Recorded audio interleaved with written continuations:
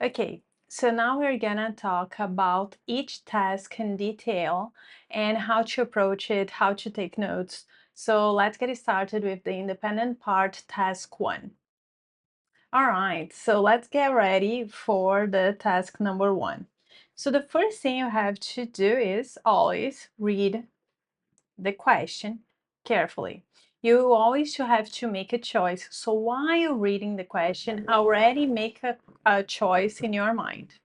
Okay, then you will have 15 seconds to prepare to develop your answer. Here is when you're gonna take your notes. Organize your notes in only 15 seconds, but don't you worry, because I will teach you how to do this. Then you will deliver your response in 45 seconds. So you'll be using those notes to deliver your response. So I will show you here how you should be taking those notes, okay? So the first thing you have to do is answer, okay? Write down your answer very quickly. Choose, always choose, never stay on the fence. And then you have to develop reasoning. So usually reason 1, an example.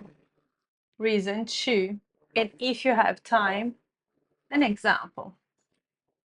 So let's get here this question and try to fill the gaps here that I organized for you. So some people prefer to live in big cities, while others prefer to live in small towns. Which do you prefer and why? So in my case, I prefer to live in big cities. I'm from a big city. I lived in New York. So definitely I would choose big cities. So you already write down your choice. Then you have to think of like, what is the first reason for this choice? Well, I like to party a lot. So a big city is better because you have bars and clubs. And guys, I will write like this. Remember, it's fine. You don't have to write correctly. Remember the notes we talked about in the listening. It's the same for the speaking, okay? So you don't have to worry so much about spelling mistakes or, writing clubs like I did here. As far as you understand your notes, it's all good. And then I can give an example like, I don't know, rooftop bars in New York City.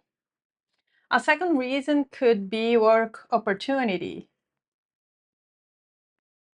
That in big cities you will have way more options for work and way more ways to do networking. And then you can give a personal example of a networking connection that you had in a big city like once here in São Paulo City, I went to a conference and I got a job because I got in touch with somebody who was in the same field as me, something like that. So as you can see here, I want to highlight here in the notes that you only have 15 seconds. So this is what you can do in 15 seconds, okay? You cannot write more than that. You won't have time to write full sentences. So let's count here the number of words you have, like 1, 2, 3, 4, 5, 6, 7, 8, 9, 10. Maximum 10 words, because this is just gonna guide you for when you are gonna answer, okay? So now I will time myself here and show you how I would answer to this question number 1. So I'm with my watch here and I will answer this one for you. Okay. So let's go. 1, 2, 3. Well, I would definitely choose to live in a big city for some reasons. Firstly, because I love to party, I love to go out at night, and there is no better place than a big city to do so. In big cities, we will find loads of different restaurants and bars. For example, in New York City, I used to go to rooftop parties all the time, and I loved it. And the second reason is because of the work opportunities that you will also only find in big cities. So in a big city, you can do lots of networking. For example, in New York, I went to a conference and I made tons of connections. And one of those connections gave me a work opportunity. So this would be, and on the clock, this would be a way to organize your answer and follow your notes here. So now let's talk about some details about the independent speaking part, okay? Things that you have to know when you are approaching this part of the speaking. So what you have to know about it? So the first thing is, it is an opinionated task, okay? You are supposed to be giving your opinion in this one and only in this one, okay? So you can bring personal examples. You can actually can even invent something that would be a personal example. There's no way for people to know if it is true or not, but be authentic when you are creating, okay? Don't create a lie that is completely unbelievable. Okay, the focus here is your English. You will be asked to be giving your opinion about a familiar topic related to a choice. And this I couldn't highlight more. It's about a choice, so you have to choose. All right, great. There is no reading and listening, okay? You have these other skills being tested in the integrated part, but don't you worry, in the independent, no reading, no listening. And what do you have to do here? You have to first state your opinion clearly. That's why we had the organization from what I just showed you. So your answer has to be directly answering the question, okay, with your own point of view. You have to always give reasons and examples. And examples, you don't have to be super developed, you don't have to try to overreach with the examples. It can be something as simple as, I love to party. I used to party in New York bars. Simple, clear, okay? And it has to be well organized. They will be testing organization. That's why I explain how to organize. Answer, reason, example, reason, example. Follow this like a cake recipe. All right? Okay. Moving on. Some tips for you to succeed and for you to brainstorm, for you to develop the skills needed for the independent part.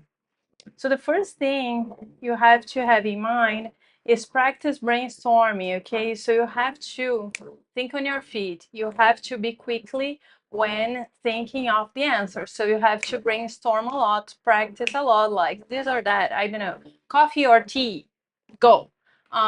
Cats or dogs, go. Keep doing this in your minds and bringing up the same structure. Answer, reason, reason, example, all right? Use chunks of languages. Guys, pay attention that here I said chunks of language. Online, you will find lots of prompts. Prompts are like sentences that you just put your opinion in the middle. That's a little bit dangerous. When you use prompts, the raters, people who are evaluating you, might see that it's memorized. While when you use chunks of languages, such as I believe, in my opinion, for some reasons, which are short sentences that you will use with your own style, it's fine.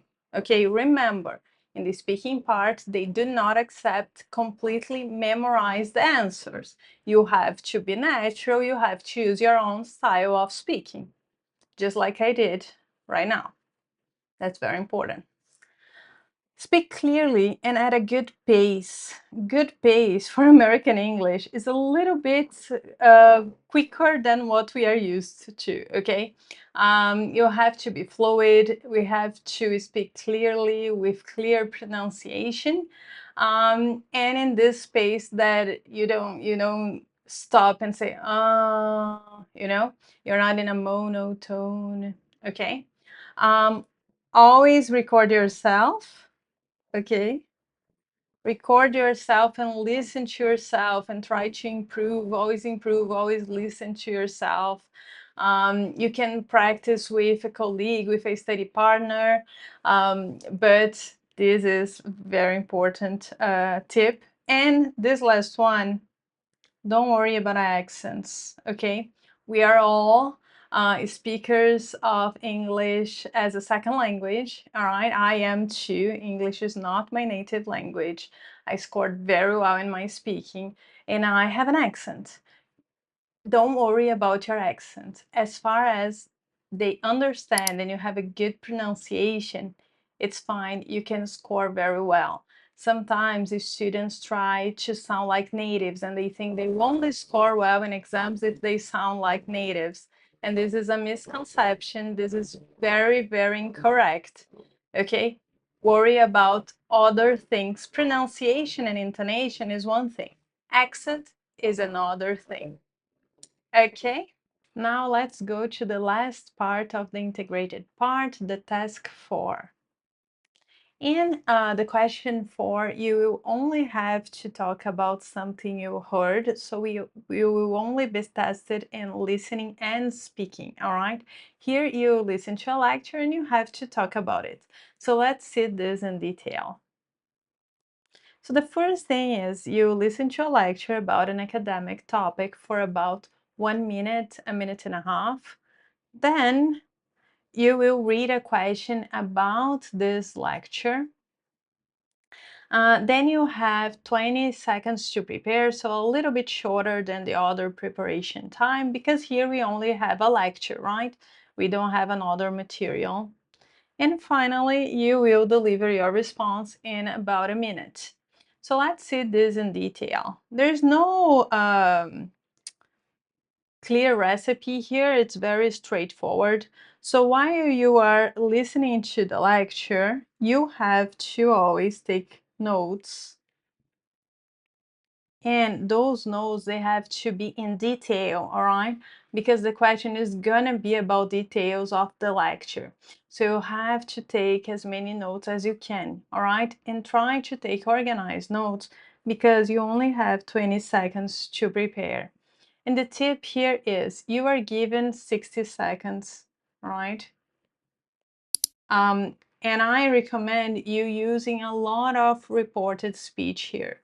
So what do I mean by that? You can start by saying, in the lecture, the professor starts by saying that, the professor states that, and the professor concludes by saying, for example, those kinds of chunks of languages will help with the organization and with the flow of your speech. But basically, that's what you have to do. You have to report what you listened to. So let's see a practical example here of a lecture. This is summarized.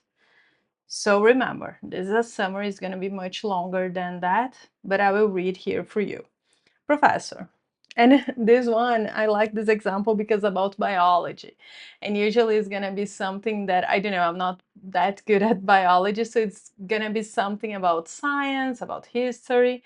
So something that we might not be so used to. All right. In my TOEFL, in my last TOEFL, it was about architecture. All right. Today we will discuss symbiosis, a relationship between two different species. One example is the relationship between clownfish and sea anemones. Clownfish live within the tentacles of sea anemones, which are poisonous for other fish. The clownfish are protected from predators, and it returns their help to the sea animals by cleaning their tentacles and providing nutrients through their waste. This is a mutualistic relationship because both species benefit.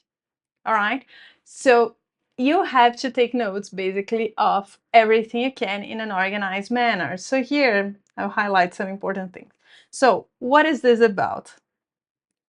This biological relationship called symbiosis. And then we have first you have to explain what this is, and then you have to explain the example of the relationship between those two animals here and how the relationship occurs. So what are the benefits for each one of those animals? So you have to take notes of basically the protection of predators and the cleaning, and how this is a mutualistic relationship here. All right, so you have to organize in a way that you show all of this information here in your speech.